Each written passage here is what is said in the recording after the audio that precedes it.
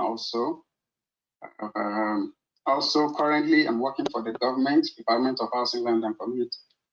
So we deal with policies and land management, development control, inspection services, and some other things. So I I just stumbled on this advert. I don't even know Okay. how, but Here you are. probably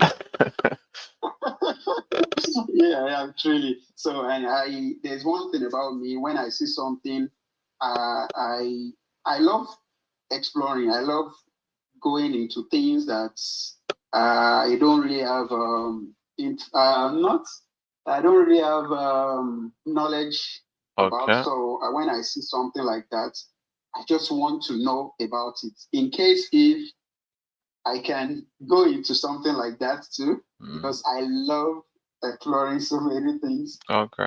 So But you heard about thanks for supply having me. chain management before. Yeah, I've heard about that in Nigeria, Okay. but I just felt like I don't really need something like that because I'm fully into academics. Okay. I was fully into academics, and I try as much as possible to um, focus on urban planning majorly Mm, and writing of going to conferences, writing of paper, publishing, and all that. So okay. I didn't want to go into something like that. But prior before that, I work as a logistic. I have my own company as a logistic. Oh, Then okay. I wanted that was when I saw something like supply chain, which I needed then, but Okay.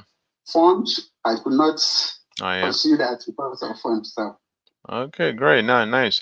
And yeah, we're glad to have you here. It also means that there is diversity of experience, with different people that are, working in supply chain. I mean, some of us are engineers, some of us are trained as accountants, some of us we are even biologists sometimes. You know, I've seen different type of professionals, in supply chain. So yeah, definitely. It's a profession that draws people in because it's of its diversity of I would say knowledge that is available in it. It's just so diverse. Talk about even information technologists. We also have them in supply chain because we implement technology and deploy technology in the supply chain industry. So nice to have you here anyway. So we have Na and then we have Paul here. So um, we can start just so we can save some time for maybe the breakout room in case you have specific questions you want to ask our guests. We've created a breakout room so that in the last 30 minutes you can have the opportunity to engage better, with your questions. So we're going to start introduction. Before we start, I would like to talk briefly about our network. The Supply Chain Industry Network was created about 7 years ago, and this is created specifically to support foreign trained professionals or immigrant professionals in supply chain operations and project management. One of those things that motivated us is we do hear about, yeah, we do not, we have experienced barriers as immigrants, and we realize that there are actually some of us who are already in the industry. And I mean, if we could support those who are just coming in, it would make a lot of difference. And that's really what led us to start this network. And then we've been supporting, we providing resources in job search, mentoring, and a lot of other things to just help immigrant professionals integrate successfully here in Canada. And we are over 1,000 professionals across Canada on the supplyjobs.ca website. If you haven't joined, I would say join it in there. And it's pretty straightforward. Just provide your name, email, and all that, and you are in. And we provide a lot of information regarding what I've just mentioned earlier. And it's also an opportunity to network. Like if you go on that platform, you actually have a kind of a map that shows people that are within your locality there. So no matter where you are, like if we have people who are actually within your locality that are also like-minded professionals, immigrant professionals. You are able to reach out and start building your local network from there. And we also have a WhatsApp group. We are above 500, I believe, right now. So not everybody is on WhatsApp. However, WhatsApp has a different level to the type of information you get. It's a very dynamic one, where you're able to reach out and get instant feedback. So that's why WhatsApp is even a lot better to connect. But for you to join the WhatsApp, you need to be on the platform. That's a condition because we like to use that as a control for all these sort of people that just jump on WhatsApp and then start sending whatever, selling themselves or things like that, or talking about religious stuff where that's not on our business. We strictly focus on professional stuff, especially in the area of supply chain operations and project management. So we like to know you first from the supplyjobs.ca platform. That gives us an idea of if you're really supposed to be on our WhatsApp group, if you go what I mean. So we have about we meet every Saturday and we do different type of things. The first Saturday is when we actually do like a newcomer welcome. We kind of talk about how the Canadian job market works, the social cultural differences, and how to navigate them. The second week is when we do a deep dive into a specific topic. It could be in job search or it could be in some other things that newcomers will definitely be struggling with at that point in time. So we do a deep dive into that. We call it the job search roadmap. And then in the third week is where we are today. So we're supposed to be doing a mock interview. So whenever there are no active candidates for the mock interview, this is what we do. We bring those who have been on that journey to talk about their own journey and then share insights and strategies that they've actually applied in integrating successfully here in Canada. The fourth week, the first fourth Saturday is when we do an info session. We maybe focus on a skill, focus on a specific industry, bring a guest speaker on a particular topic that trends in the industry. So this is going to be in the first Saturday.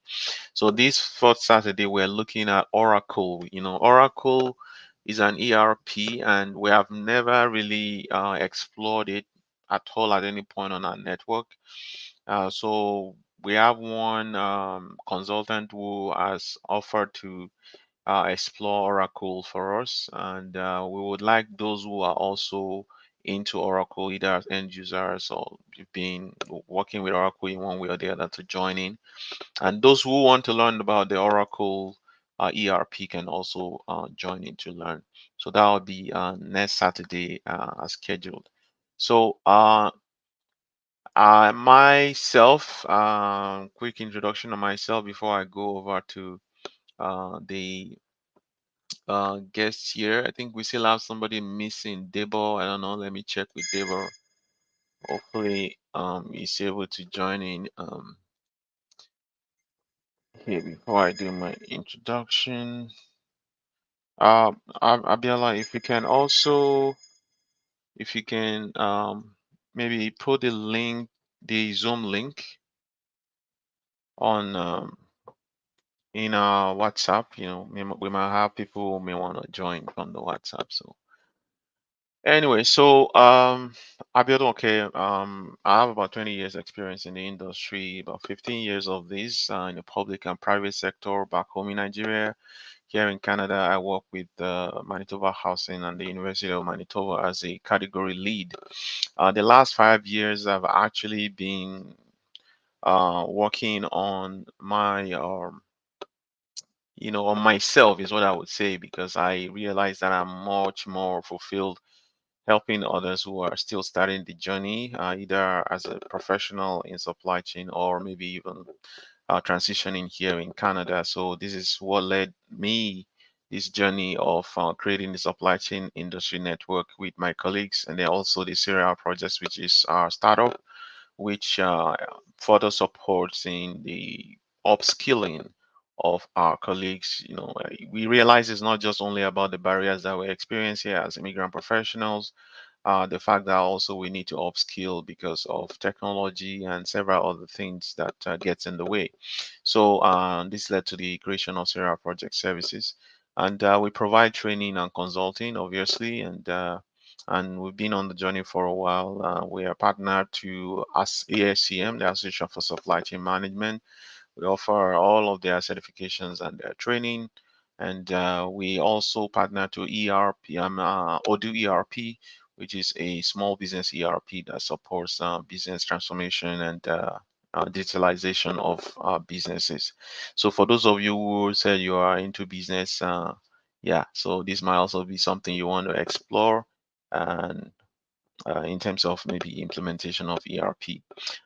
Anyways, that's me. We'll move over to the um, guests here. We have now we have Paul Ada Obla. I need to call all the three names so that everybody know. In case we are calling you Paul every time, they're wondering who is Paul.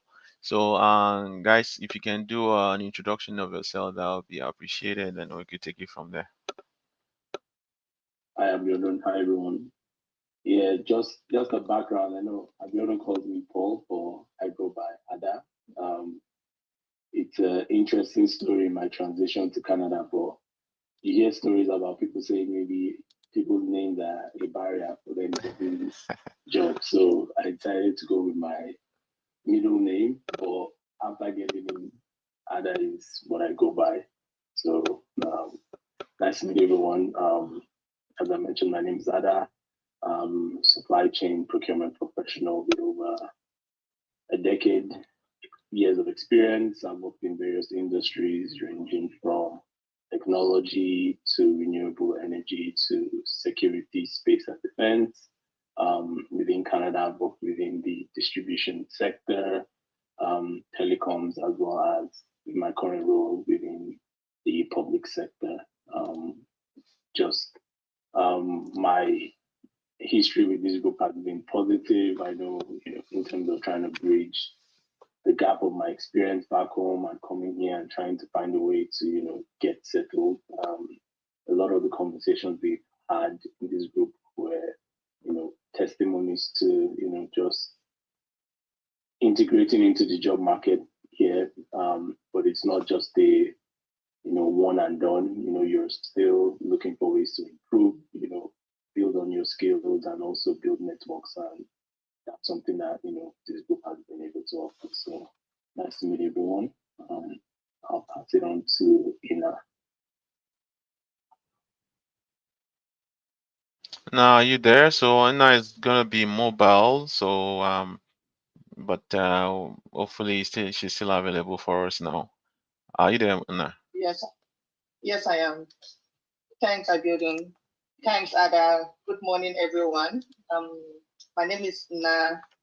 I I feel honored to really sit here in presence of my bosses, Abiodun. Hi, Ada. Hi. These are all people that helped me through my own career journey, helped me to land my first job here in Canada. So, well, I have my background educationally. I those I had in physiology, and and here I am, right?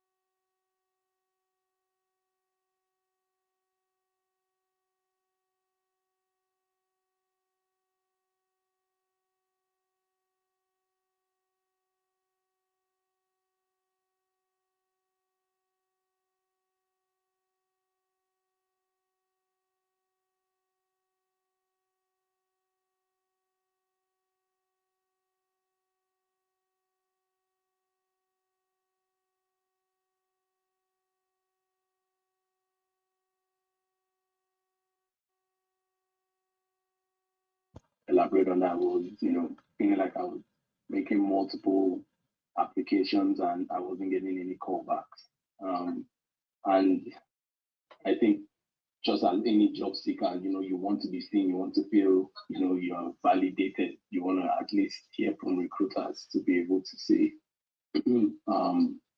your experience back home matters, and you making that transition here was the right choice.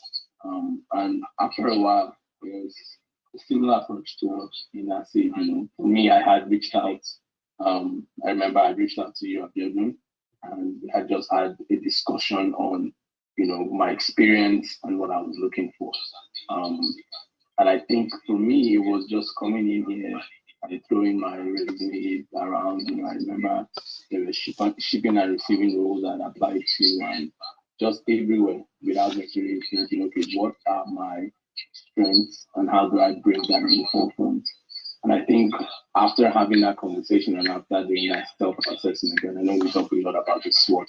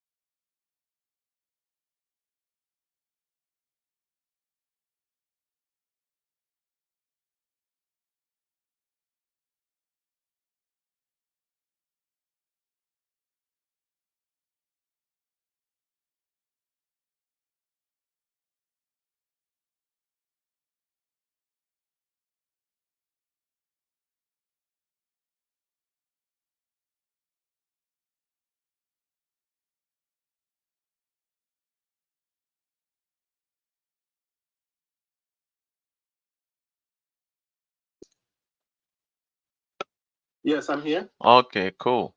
So, nice having you here. I know we have some technical stuff here that might not have allowed you to join in on time, so it's okay. We Yeah. glad to have you finally. So if you can help us with this same question, just kind of start off. What were your biggest challenges, integrating here in Canada, and what were the things you did differently to get to successfully integrate?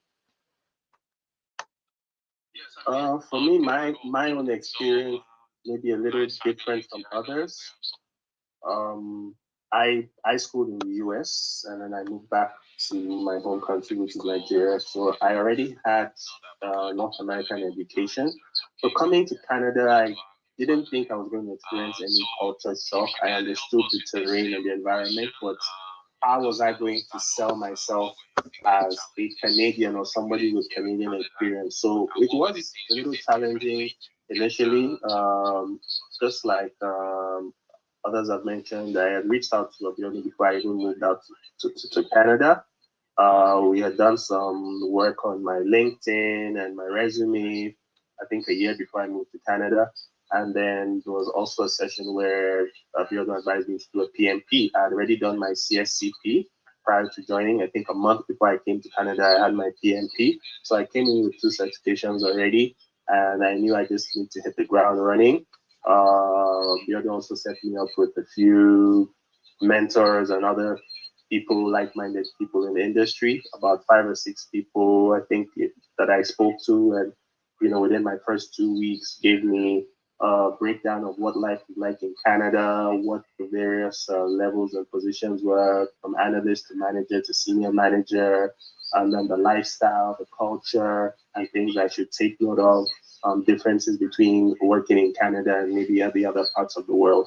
So I had all of that going into my job search and really just tailoring my resume, applying to various industries, making sure that the roles I applied to somewhat matched the experience I had in my home country. And eventually I was able to break in.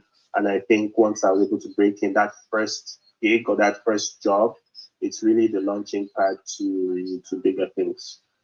Awesome, awesome. Yeah, I think a couple of things that we heard that are really similar in terms of your experiences here is about connecting with people who are already in the industry, and it kind of makes sense. And I think this is what we're also doing here. For those who are listening in, the whole purpose of this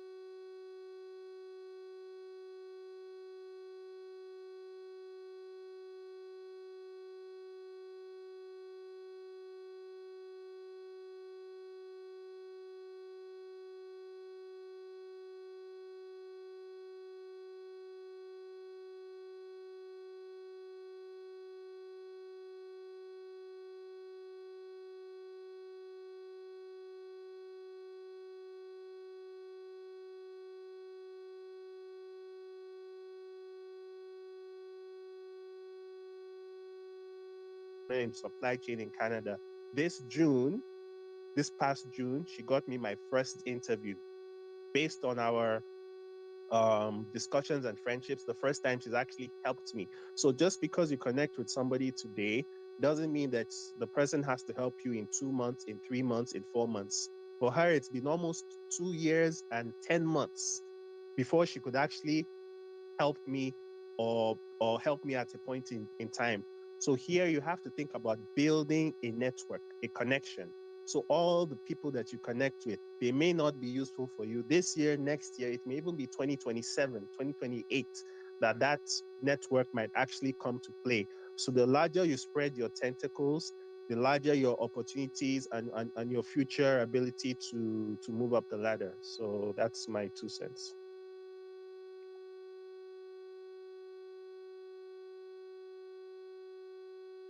Thank you very much, Devon. What I picked from this was how important it is to connect with people over LinkedIn. I would like to throw the question to Paul. Besides LinkedIn, are there other meaningful ways to build meaningful connections? I would say yes. I think we are in the digital age, and sometimes we forget that, there are connections outside, online platforms.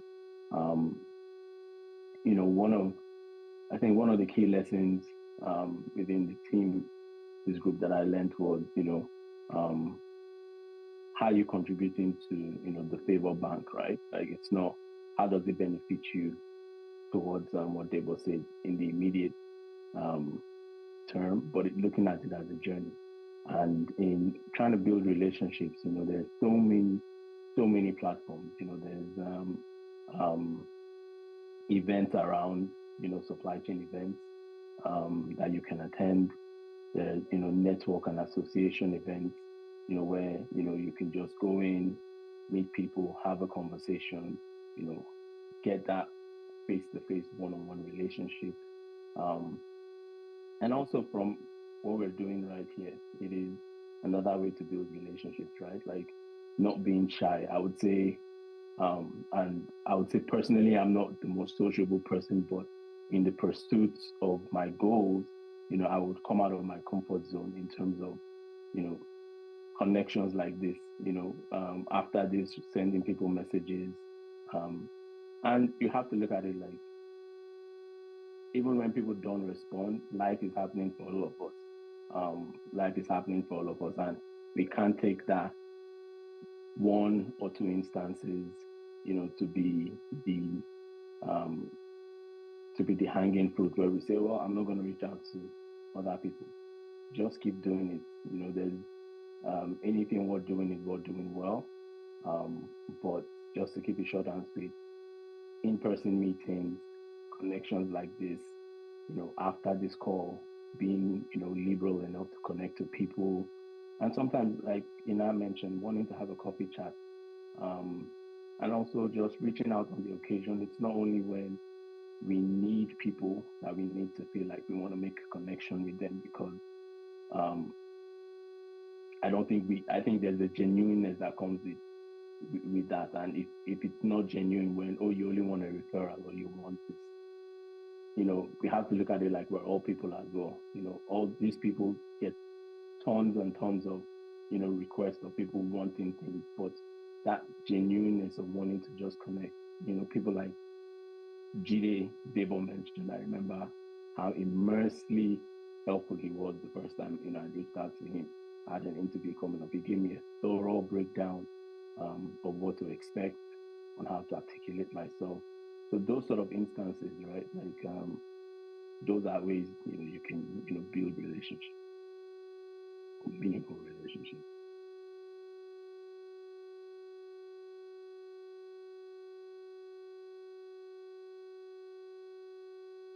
Um, thank you, Deva. I'd like to hear from Na. So I believe that at some point you would feel discouraged in your journey of job search and all.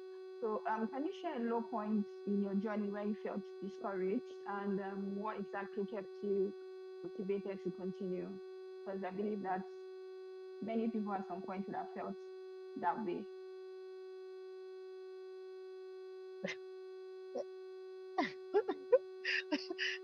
Definitely a good one. It got me laughing here. My low points, I think all through was low points for me. Hey, excuse me. Hey, excuse me. Sorry, I got someone here that is trying to harass me. So, so I think all That's your through was stakeholder. yeah, my thank you. My low points. It was an endless, gruesome many years of search, right? I think mine was a little different than others. Some, I don't know, maybe because I I am the kind of a timid person. Hold on, my battery is showing low battery. How? So as a timid person, I was didn't reach out as much in the beginning. My Okay. So as a timid person, I didn't reach out at first in the beginning, but it now became more and more evident that I really needed to move out of my comfort uh, zone, right? So the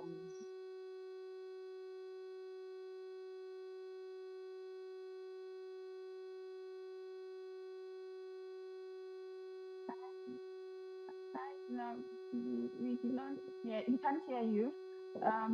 While we wait for can Paul please share a low point in his process or yeah, in his process and how we navigated through.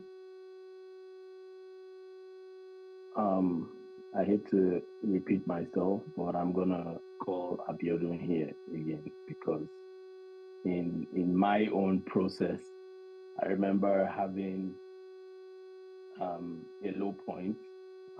Again, you're sending out all these resumes, you're having interviews, first, second, third stage, and nothing is landing. And out of the blue, Abiodun had reached out to me, just checking up on me, how's it going? How are things?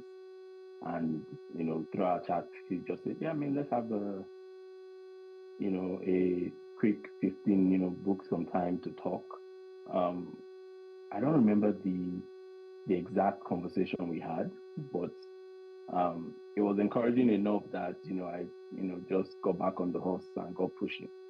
And I think within a week or two after that, I landed my first supply chain role. And I think for me, that's a lesson on, we say, iron sharpens iron, right? It's, when you're going through your low point, it's not just to have that defeatist mentality. I'm always in the premise of, what should I be learning? What should I be learning from this situation, and what do I need to improve on? And I think that's kind of like the conversation you have by not being down on yourself, but surrounding yourself with, like-minded, people who can also encourage you, and, just getting back on the horse and, paying it forward. I think that's why, for me, I'm very big on, giving back or contributing the same and, exceeding the same quota that I was giving for. There was no reason for Abiodun to reach out. There was nothing he had to benefit, but just from him being in my corner at that time, it was very helpful. And yeah, that was my own experience. Thank you for sharing, Paul. Can Devon also share his own experience? Yeah, so can you repeat the question, please? So the question is, can you share a low point in your journey where you felt discouraged and what kept you motivated to continue? Um, Yeah, so I mean, I came in here, I said, I've had North American experience previously in the US. So I thought, coming here, it was just going to translate and I was going to get within the market or get a job within a month or two. But you come here and you face a lot of obstacles. So really just speaking to people around, people who've been here for long, some 5 years, some 10 years, they relate their experiences to you, tell you what they went through and how they navigated the low points. And so you use that as a motivation to continue applying, making changes. So if you're using a resume for 2 months, nobody's contacted you, that means maybe something is wrong. Your strategy is wrong. Time to change the resume, time to change your summary, time to update your LinkedIn. Don't just continue doing the same thing for 5 months and say, oh, I'm not getting luck, right? So after 1 month, 6 weeks, something isn't changing, get a second opinion, look for other things to do, look for other ways to try to sell yourself and change your strategy. You have to be dynamic in this environment because unfortunately, and I say that without any hesitation, Canada of 2020 is not the same thing as Canada in 2024. You have hundreds of thousands more immigrants, a lot of hungry students, intelligent students, lots of people with certifications, PMP, CFA, CPA, CSCP. Look on LinkedIn. There's hundreds of people with these same certifications. So for you to be able to make a difference, you have to stand out. So I saw a comment in the chat box about improving LinkedIn. So you want to have an all-star profile, not a good LinkedIn profile, but an all-star profile, meaning about section, all your jobs, put in all the right details, the right tags, the right keywords that's going to get hits from recruiters. So you have to go over and beyond to make yourself stand out and also hone your skill. Whatever your discipline is, logistics, demand planning, freight forwarding, transportation, make sure that if anyone calls you out of the blue, you're ready to speak and sell yourself, because sometimes you only get a chance once in 2 weeks. You may get a call. Sometimes it may come every week. Sometimes it's once a month. Sometimes it's once in 2 months. But be rest assured that when that phone call comes or any interest comes your way, you should be ready to push and sell yourself to be able to benefit from the system. Thank you. Before I pass it over to Abiodun, I guess what we can pick from this is everyone has sort of experienced low points in their job search, and the key thing that we need to do is to try and maybe step back, try to re-strategize, keep showing up, and yeah, that's basically it. So Abiodun, over to you.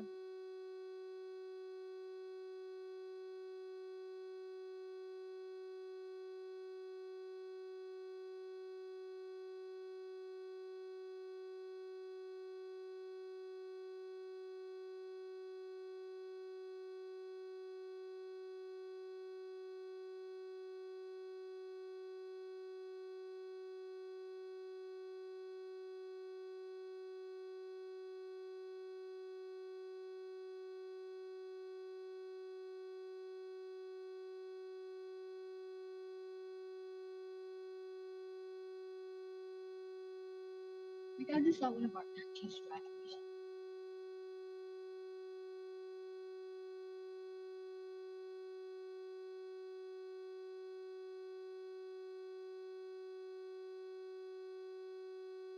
Yes, I'm back. Sorry, it's my phone just went flat without me realizing. I apologize for that. Okay, yeah. So, well, for me, my low points were long and stretched. Will I say unnecessarily? Maybe because of my kind of person. And like I mentioned, I was like Ada said, he's not so sociable. So I'm a little on the timid side, maybe based on my training and culture and things like that. But then so it played a part in my journey.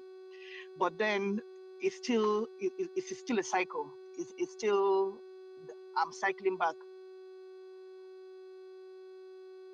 I was able to get through those dark times with the network of the people I have around me. I don't know, I cannot overemphasize the importance. I know it played huge part of my own journey. So you will hear me repeating and repeating this word networking, right? So I had to learn how to network.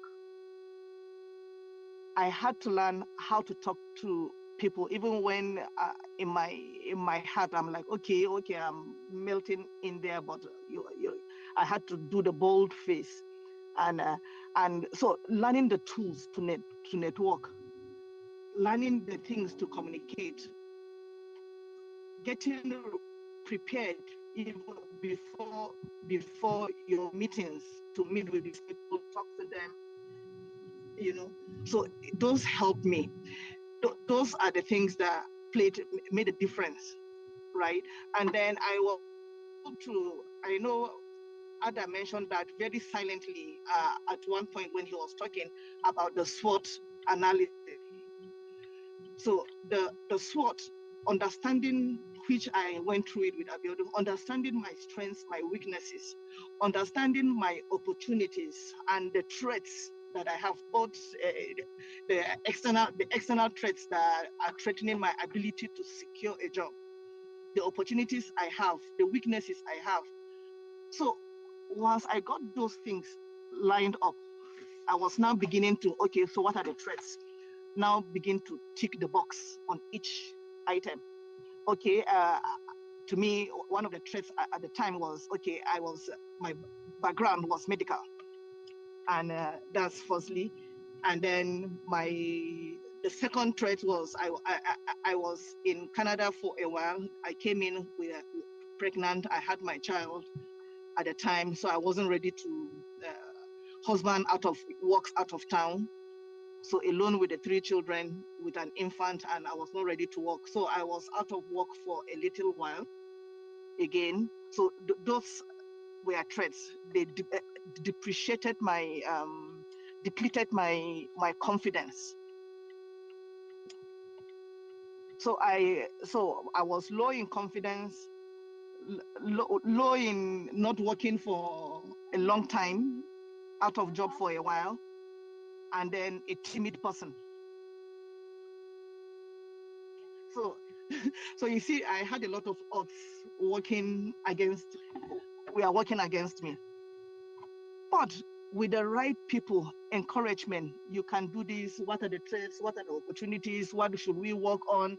Okay, yeah, you don't have, you have an MBA, but you've not really worked in a situation like in a proper supply chain environment. And so what should you do? Okay, maybe you need to get maybe you need to get a certification to help, like Abiolu will say, the external, the validation. Yeah, you know this work, you can do it. So I had to I had to look at my weaknesses, work on those weaknesses, had the right people guiding me, talking to me, showing me what to do, holding my hand step by step through the journey. So, okay, let's do this time around. Okay, next week, okay, do this, do that, get back to me. So what did you do last week? So those things were critical to my transition into supply chain.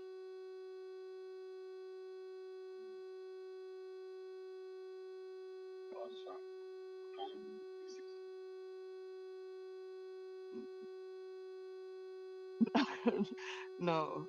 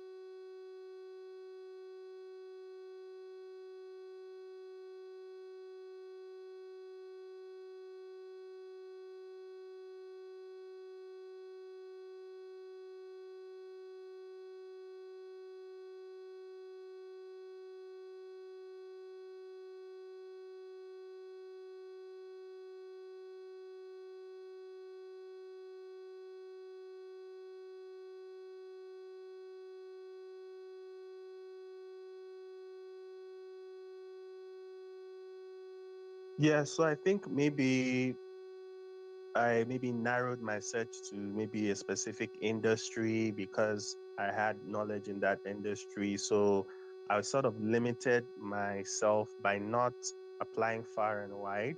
Um, if you talk about procurement or demand planning, most of these skills are transferable, whether it's in healthcare or in oil and gas or in banking, depending on what you know. If you're in demand planning or you're doing analytics using Tableau and Power BI, once you know Power BI, you know it, right? It doesn't matter what industry you work in. So being able to apply far and wide and not limit yourself and understand what transferable skills you have and how you can add value to that organization, I think is important. Not having a very good my LinkedIn was good, but I don't think I optimized it the way it is today. So I think there was room for improvement there, and really just reaching out, aggressively reaching out. Like I said, a lot of us are too shy to connect with people. I'm like, oh, I saw somebody in Bell Media. He's a director of procurement in Bell Media. I don't know him. I rather not try to connect with him. So if you're afraid to connect, nobody knows who you are. You're going to be lonely in your little bubble while that person is maybe waiting for you to click connect and just try to reach out. And remember, when you're reaching out to a lot of people here, you can't be too aggressive and start asking for a job right away. Sort of build a relationship, try to find out more about them, ask them maybe for a coffee chat, or tell them, you'd like to learn a little bit more about what you're doing, or to just get some kind of mentorship. But don't go out and start asking people for something because they don't know who you are and they don't owe you anything, right? So you have to be subtle, right? Which is the Canadian experience. Canadians are a conservative country. In the US, things are a little more aggressive here. Kind of have to work with the culture and the pace at which things are done. So you're too pushy, too forceful. People get turned off, intimidated, and then they don't reach back.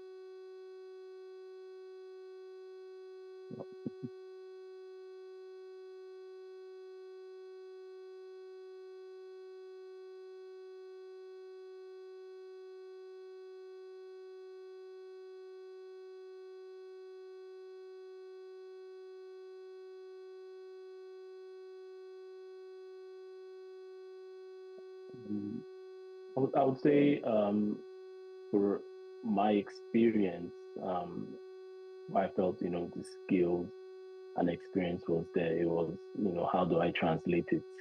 Um, One of the actions that I took was um, getting the SCMP, which again, certifications and things of that nature are, eye catchy or eye candy, I guess, to recruiters or industry professionals. And in the journey, for me, it was always doing a self-assessment and analyzing to say, what is it, what am I supposed to learn from this journey? What added skills can I get? And seeing that, the SCMP was something that was, highly ranked in the procurement supply chain industry.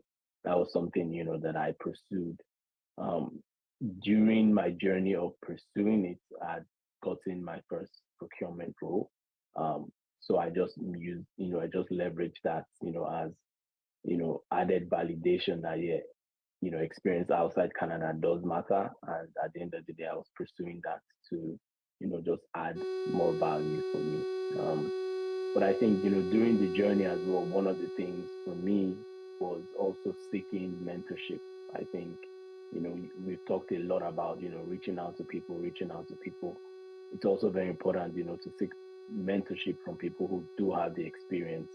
And I know with a lot of the things we've talked about is reaching out to people and, the way to reach out, which is always, for me, I would always work strategically with things where I even have a template where, it would be to people on LinkedIn, hey Henry, saw your experience, you have X, Y of years of experience in supply chain.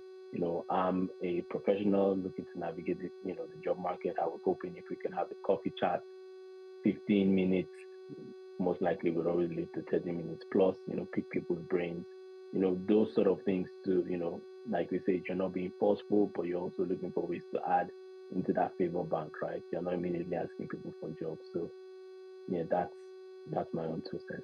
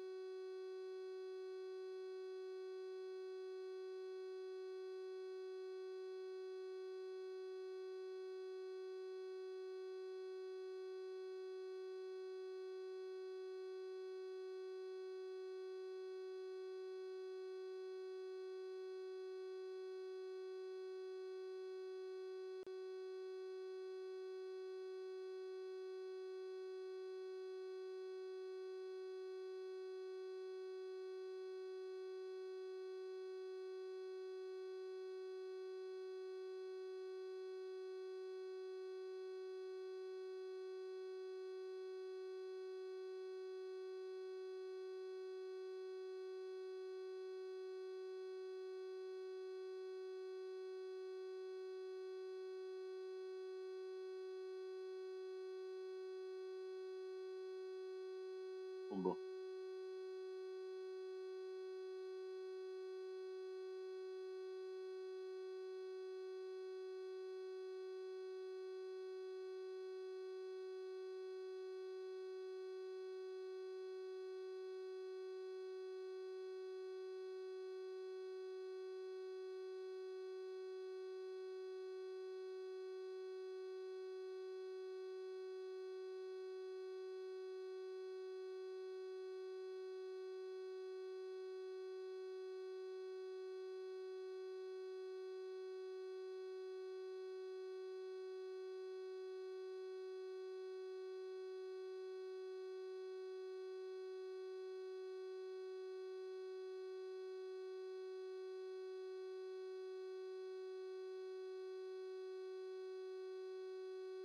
Yeah.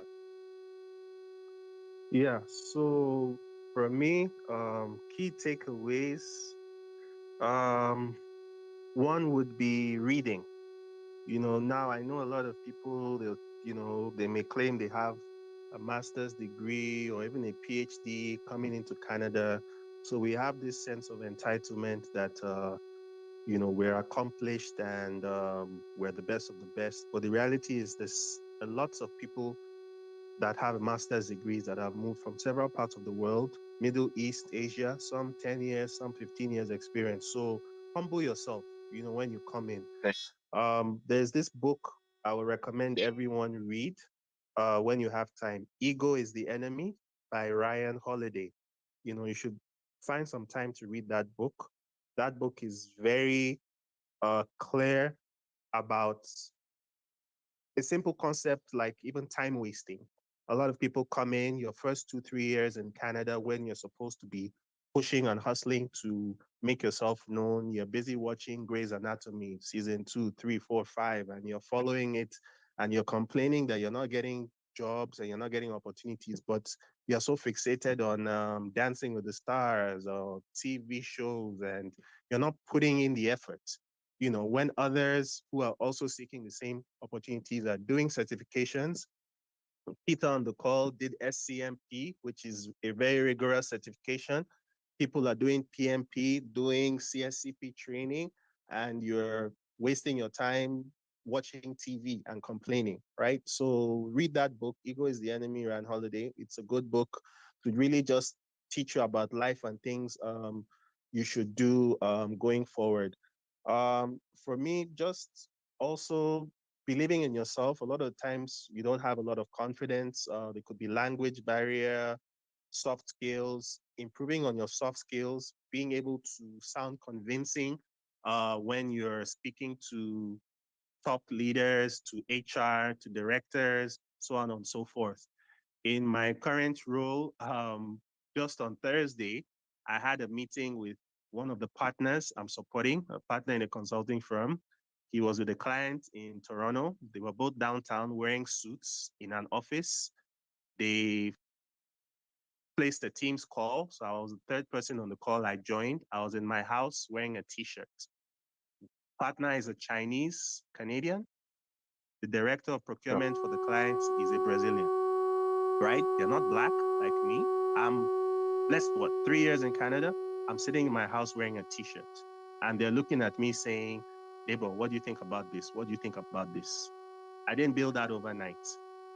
Before I got to Canada, I reached out to people like Abiodun, who gave me advice on my LinkedIn, my PMP, things I should do. I came in here, connected with so many people on this platform. I started networking, getting connections on LinkedIn, building my profile. I was fortunate to get a contract with the Treasury Board Secretariat. So I worked in the public sector in Canada. And from that, I began to get more visibility amongst recruiters, amongst leaders, amongst decision makers in the industry. So it doesn't happen overnight. Your first job is not going to take you to the promised land. You have to work 2, 3 jobs. Let them see that you've worked for KPMG, you've worked for Manulife, you've worked for RBC. By the time you're on your second or third job and you've really, really honed your skill, things begin to change. So don't believe that just because you've entered one very prestigious company in your first year that people are going to take you seriously. It takes time. Those that have been here for 10, 15 years will tell you. So be slow and steady, stay the course, read things like Toronto Star. You wake up in the morning on Saturday morning, Warren Buffett, Bill Gates, Elon Musk, what are they doing on a Saturday morning?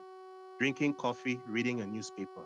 Now, in this Gen Z generation, we're like, well, newspapers are boring. There's no information there. There's digital copies of newspapers. I'm subscribed to Toronto Star. I follow what is going on in real estate. The new 1.5 million policy that came out this week, I know everything about it. The railway, NDP pulling out of Liberal Party because of the union workers from the two railway companies, Canadian Pacific and Canadian National, and what's happened in Ottawa, and make Jagmeet Singh pull out of his coalition with the Liberal Party. I know about it. So when I'm sitting with directors and VPs and I'm having conversations with them about what is going on in a country like Canada, a country where a lot of us have come to either be PR citizens and you want to stay here long term, and you do not understand what is going on in the country, how are people going to take you seriously? So if you have the money and you have the time, I suggest you subscribe to Toronto Star. Very, very excellent news source to me, synonymous with like the New York Times. Anything from real estate to healthcare, politics, whatever is going on, logistics, supply chain issues, pick up something every week. So when you're in an interview, you can always throw some of these intelligent key market events to a recruiter or even a hiring manager and be like, wow, this person really, really understands what's going on. And that is how you make a difference. Don't follow the herd and follow everybody and just do certifications and say, I've done the PMP, then what? You have to take a step further and say, you have the PMP, what is the industry saying? What is the market saying? And how does it apply to me? And how can I come up with something intelligent to say in an interview to make an impression? That's all from me.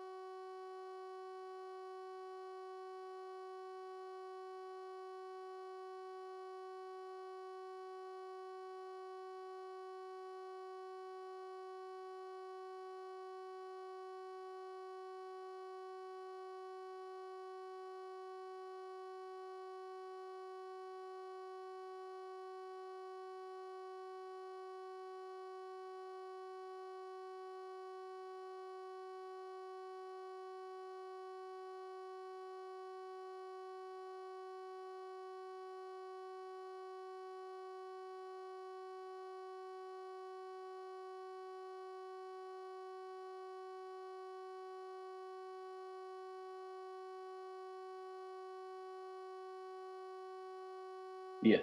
I'd say they've also said a lot of things that I align with. But again, not to repeat myself, one of the key things I would say, yeah, you're learning the industry, you're trying to understand, the dynamics. But again, it's staying persistent, staying the course. I know I mentioned this earlier on, seeking mentorship where it's within the industry that you're in, but also being intentional with your journey, being intentional with where you want to go, and not leaving anything to chance. It is Canada is it's a land of opportunity, but we need to take it within our hands to make those hard choices, those sacrifices every day as to what can I do to build my skills, There's a lot of resources online. There's a lot of resources on LinkedIn. There's a lot of groups. If we're looking at contract management, you know, there's webinars that are available, connecting with those sort of people, listening to other people's story, connecting with people. I would say, especially with people that have the roles that you want, reaching out to those people. I think that plays, an important part of it all. You have your mentor who, tells you your own story, how they've navigated, provides you that advice, but also you're connecting with peers who are in industry that you want to be at, to be able to have conversations and again get that understanding of what they're doing, so that when you're in those interviews you're able to come out confident and articulate yourself in the right way. But it's a constant journey of learning. It's not getting to one position and feeling settled. I think we as people, we're always eager to grow, and even when you get into that first supply chain role, procurement role, you're constantly asking yourself, okay, where is there room to grow? What can I improve on myself? So that's what I would say.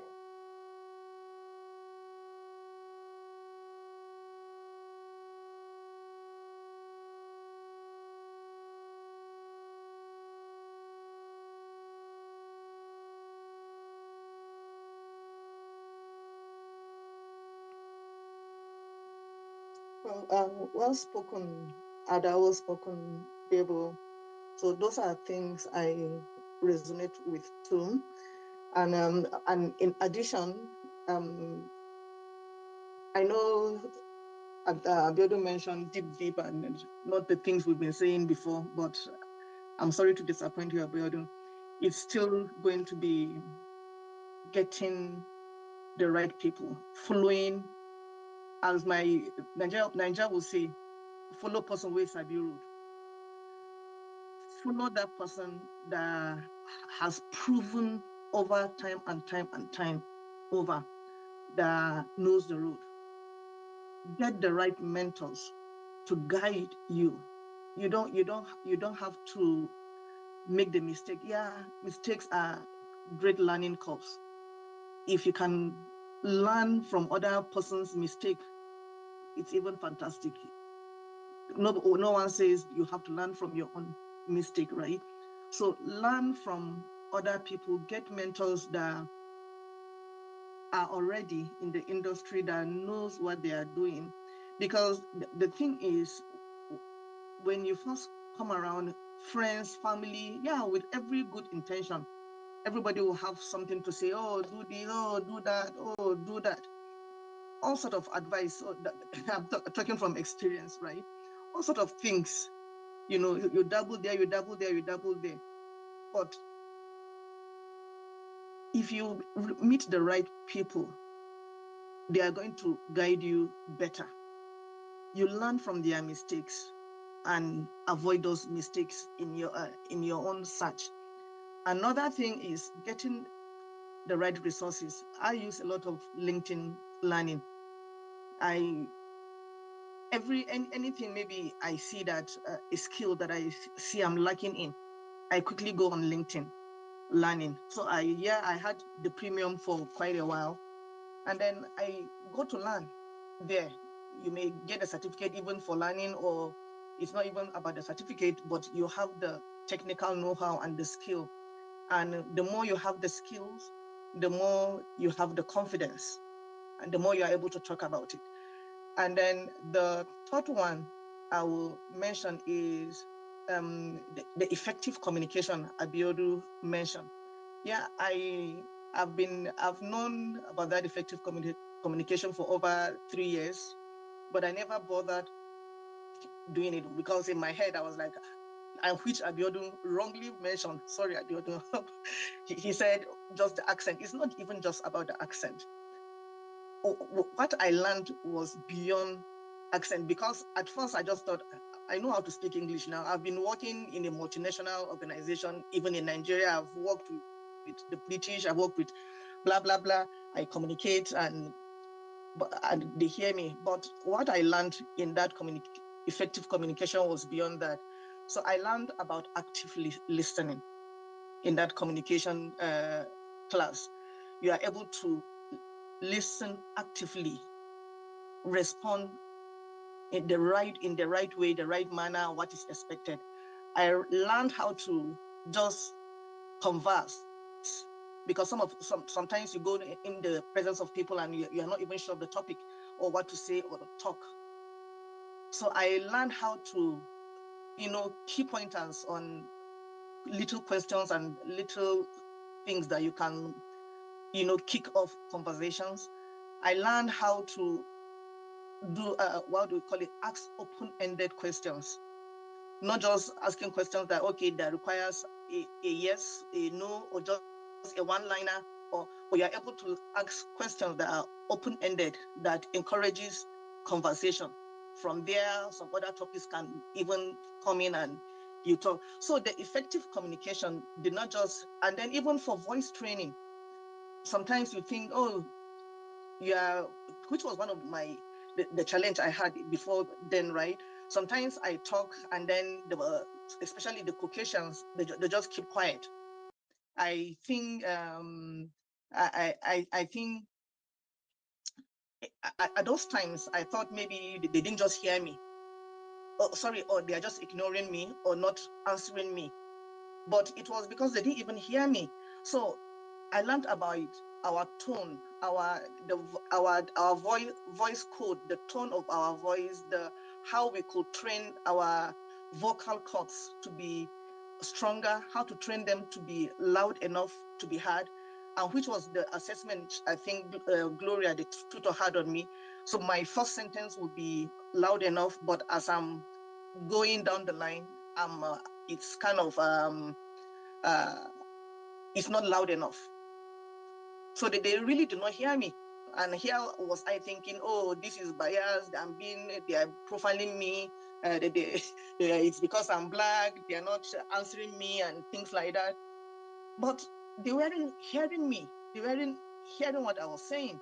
So not even just because of my accent, but like I said, because of the tone, my vocal cords, the loudness and things like that. And I saw it happen because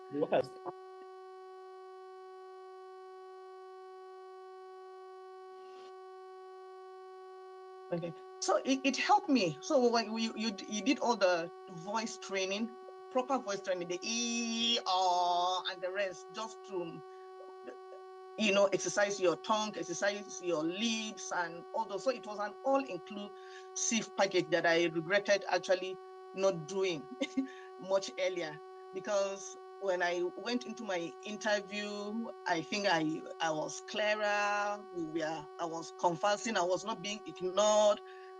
People were hearing me, and we were conversing, asking open-ended questions, put them also on the hot seat.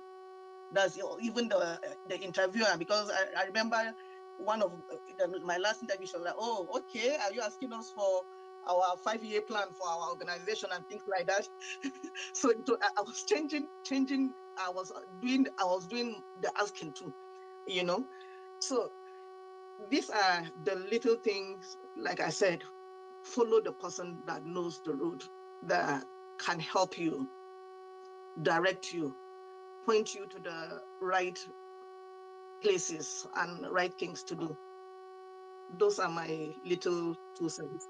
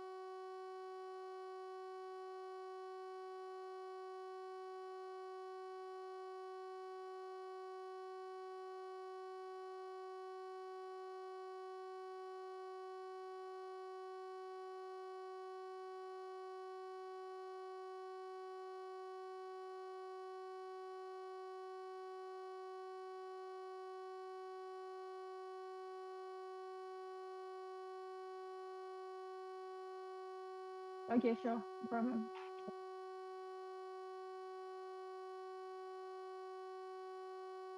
Am I supposed to go